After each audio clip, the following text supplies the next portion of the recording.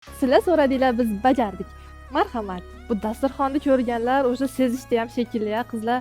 Qarang, premium darajadagi dasturxon, atigi narxini oxirida aytay, maylimi? Siz oxirigacha ko'rib oling. 3 xil salat, 2 xil ovqat, iftor vaqtida og'iz ochish uchun barcha sharoitlar yetarli. Dasturxonimiz premium darajada bo'ladi. Bu bayramimiz inshaalloh 8-mart ayollarimiz bayrami uchun tashkillanmoqda. Aniq bayram sanasi esa 7-mart kuni kechki soat iftor vaqtiga mo'ljallangan. Agar iftor vaqti bo'ladigan bo'lsa, shom o'qishga to'yxonada sharoit qayerda?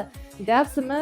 Siz uchun namoz o'qishga barcha sharoitlarni hozirlab qo'yganmiz. Oltiariq ayollari nomidan kelgan klientlarimiz bilishadi. Sizlar uchun alohida maxsus sovg'alarim ham bo'lgan. Endi o'sha sovg'alar sonini 2x ga oshiramiz. Chiroyli fotozonani ham sizlarga tayyorlab qo'yganmiz.